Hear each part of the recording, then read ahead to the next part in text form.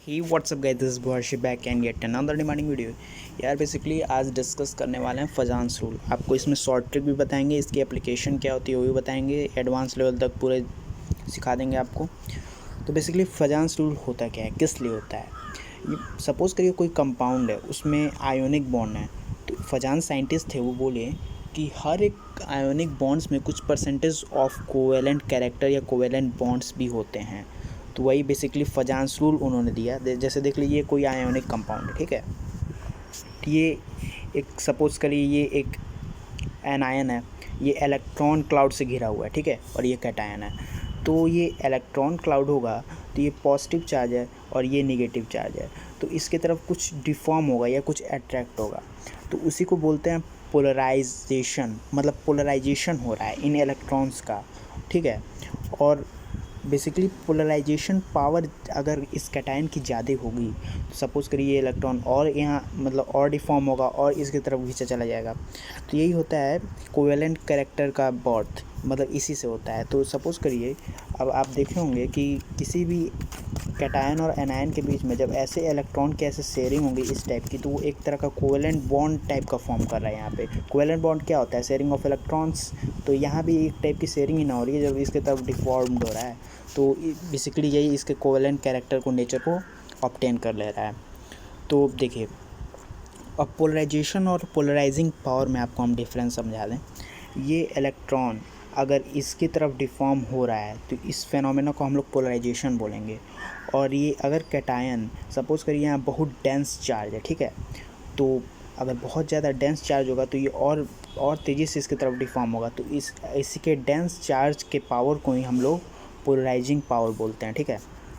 तो covalent character are depend on to polarisation power of cation और polarisation of मतलब polarising power of cation और polarisation of anion. Basically मैंने यहाँ explain कर दिया। अब आइए मेन पॉइंट पे आते हैं। समरी क्या देखिए, कोवेलेंट कैरेक्टर कब ज़्यादा होगा किसी भी कंपाउंड का, जब शेयरिंग ज़्यादा होगी, ज़्यादा डिफॉर्म होगा कैटायन की तरफ। तो कैटायन की तरफ ज़्यादा डिफॉर्म कब होगा, जब कैटायन का साइज़ छोटा होगा। कैटायन का साइज़ छोटा होगा तो ज़्यादा डिफॉर्म क्यों होगा, कैटायन का साइज़ छोटा होगा तो उसके अंदर के जो पॉजिटिव चार्ज पार्टिकल होंगे वो डेंस होंगे। आप समझिए इस बात को, वो डेंस होंगे तो ज़्यादा ईजिली आउटर इलेक्ट्रॉन को अट्रैक्ट कर सकते हैं। या फिर चार्ज ज़्यादा हो जाए, चार्ज ज़्यादा होगा तब भी डेंस हो जाएंगे। या फिर pseudo noble gas configuration obtain किए हों। ये तीन उसकी बेसिक रिक्वायरमेंट होती है किसी भी कोवेलेंट कैरेक्टर किसी कंपाउंड में ज़्यादा होने के लिए।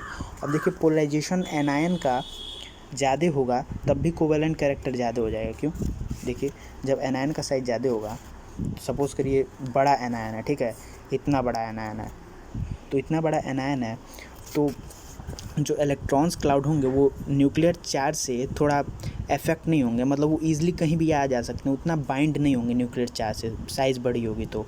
या फिर एनायन का चार्ज ज़्यादा हो, या फिर इट मीन्स ज़्यादा नंबर ऑफ़ इलेक्ट्रॉन्स हो, नेगेटिव चार्ज ज़्यादा हों। समझ रहे हैं बात को।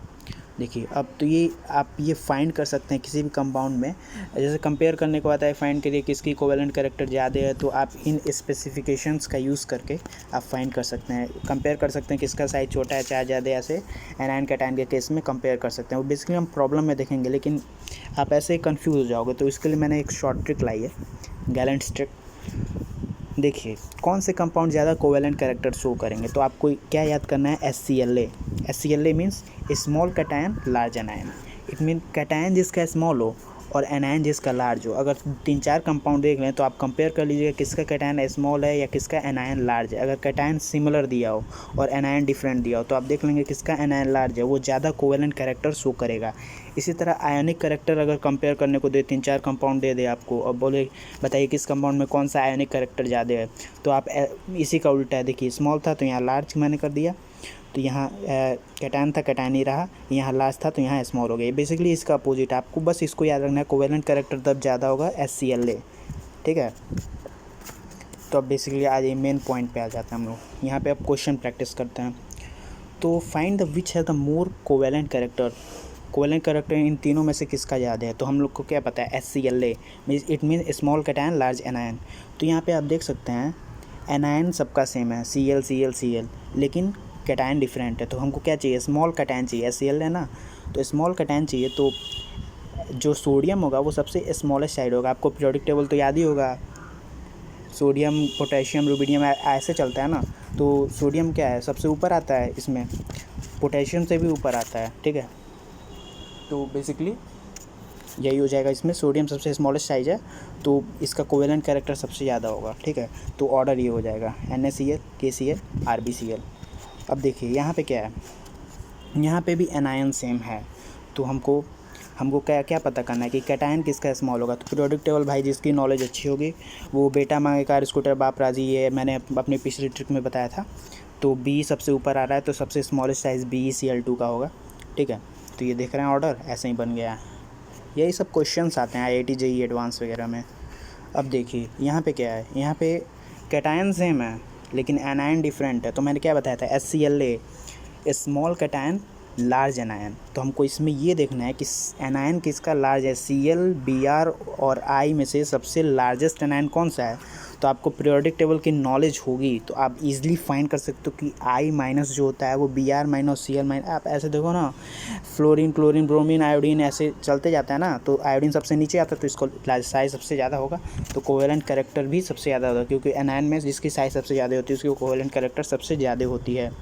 अब देखिए बेसिकली एडवांस लेवल पे इसके एप्लीकेशन के क्वेश्चन कैसे बनते हैं हम ये बता रहे हैं। देखिए आप कोवेलेंट कैरेक्टर आप किसी भी कंपाउंड का फाइंड कर लोगे ना कि किस कंपाउंड की ज़्यादा कोवेलेंट कैरेक्टर है, तो आप ये भी बता सकते हो कि कलर इम्पार्टिंग नेचर किस कंपाउंड का ज़्यादा है। एडवांस में क्वेश्चन पूछ जाता है कौन से कंपाउंड का कलर इम्पार्टिंग नेचर है, या आप ये भी फाइंड कर सकते हो कि किस कंपाउंड की ज़्यादा सॉल्युबिलिटी है, ठीक है। वो सॉल्युबिलिटी क्या है सर, जब आयनिक कैरेक्टर डिक्रीज़ करेगा तो सॉल्युबिलिटी भी डिक्रीज़ करेगी। ये सब एडवांस लेवल की चीज़ है। आपको दूसरे वीडियो में कभी आप नीचे कमेंट करिएगा आपको ये वीडियो चाहिए होगा, तो मैं इस पर सेकंड वीडियो जनरेट करूँगा इसका पार्ट 2। लेकिन बेसिकली ये अभी मेंस लेवल तक का ही हम लोग पढ़ रहे हैं।